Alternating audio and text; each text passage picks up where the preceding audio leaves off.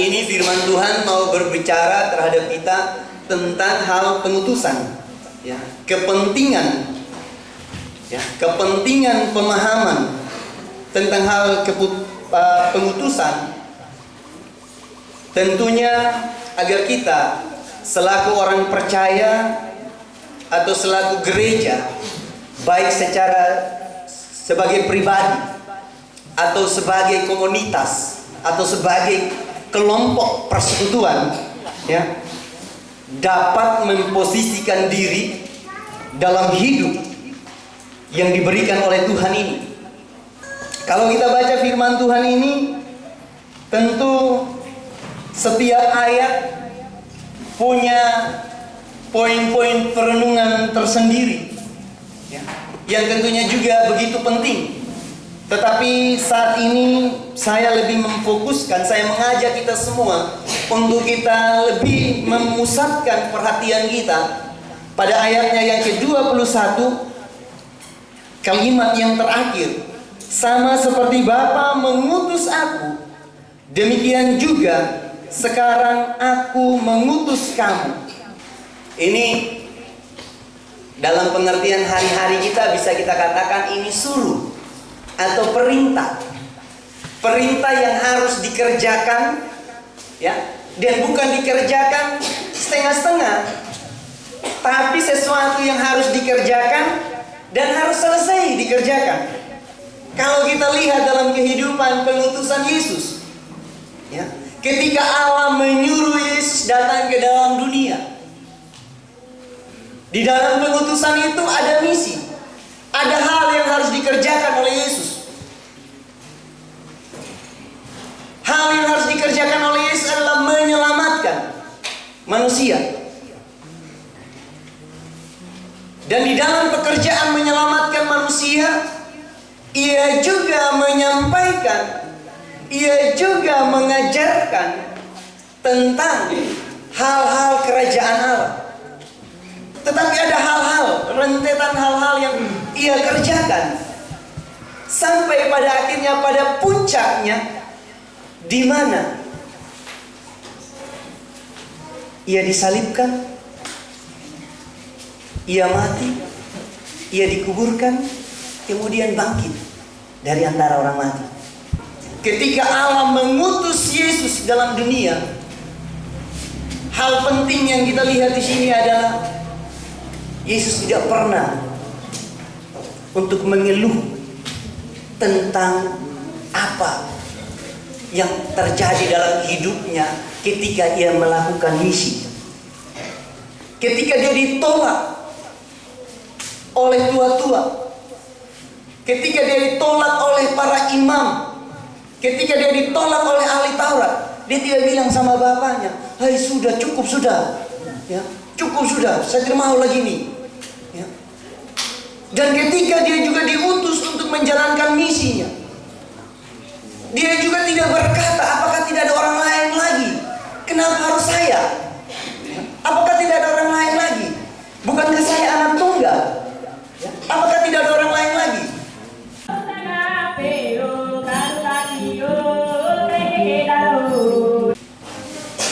Apakah tidak ada cara lain lagi? Tetapi apa yang dilakukan oleh Yesus? Dia menerima misi itu, dan Dia mengerjakan, dan pada akhirnya Dia menyelesaikan, Dia tuntaskan misi itu. Tapi persoalan orang Kristen adalah banyak alasan, ya. Ketika Yesus menerima pengutusan itu, Yesus tidak bersungut-sungut, Yesus tidak memikirkan upah, Yesus tidak bertanya apa yang saya dapat, apa yang saya terima, ya. Tetapi sama seperti pengutusan Yesus, sekarang kita diutus.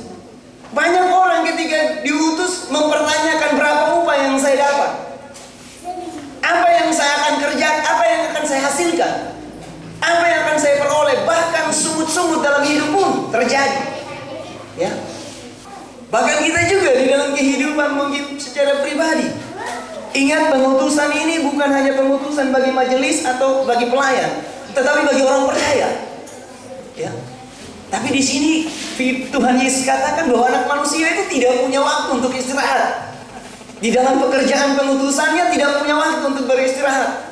Ya, dia mengerjakan terus apa yang Allah utus, apa yang Allah inginkan dalam hidupnya. Ya.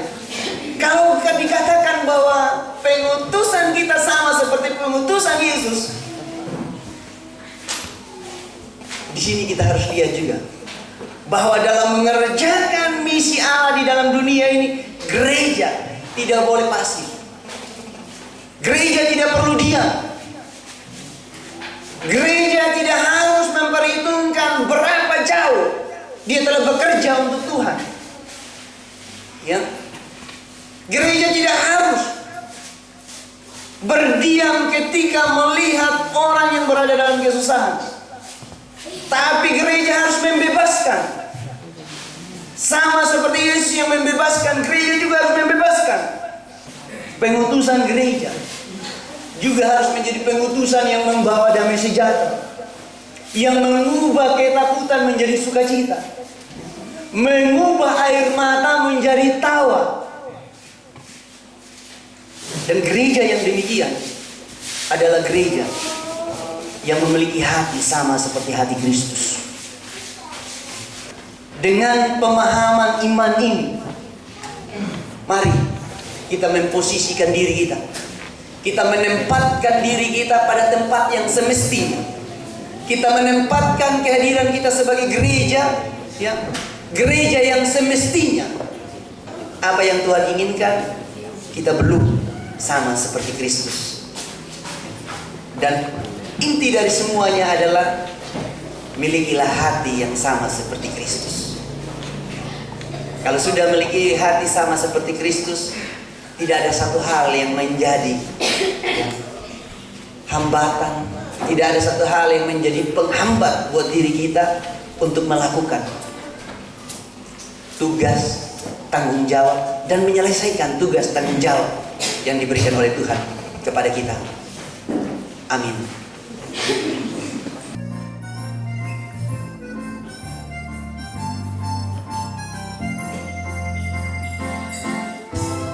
Allah itu baik, sungguh baik bagiku.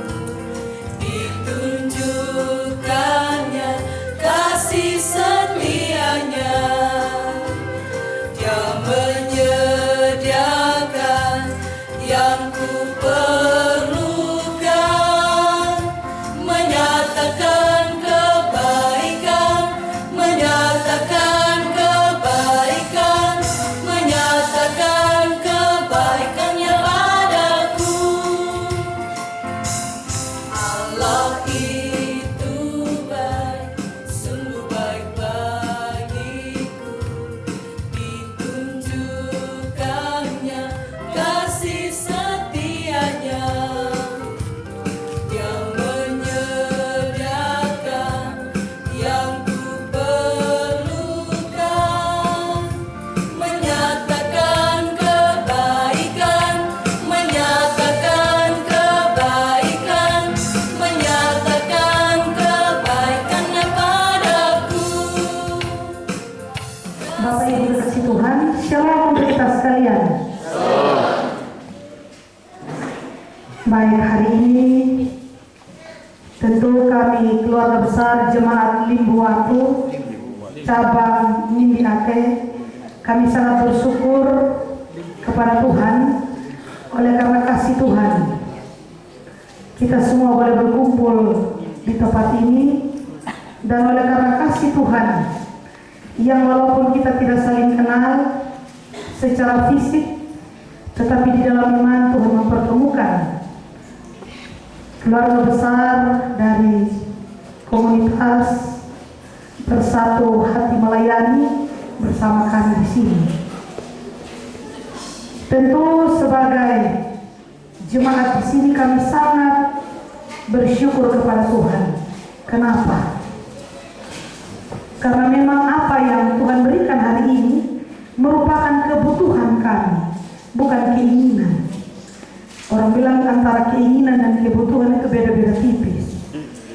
Tetapi memang mimbar yang Bapak Mama persembahkan untuk Tuhan lewat kami di sini betul-betul dibutuhkan. Saya ingat tadi Mama Rabbi bilang mimbar yang sebelum mimbar baru ini sangat memprihatinkan. Betul, Bapak Mama. Apalagi saya ini ukuran S. Kalau naik mimbar satu suami itu berdoa. Artinya supaya mimbar jangan rubuh. Karena memang mimbar kami sudah lapuk. Dan mimbar ini bersejarah. Mimbar ini telah dibuat sebelum saya jadi pendeta di sini. Bahkan Bapak kaum awam juga belum kaum awam di sini itu mimbar ada dari pendahulu-pendahulu kami. Jadi kami sangat bersyukur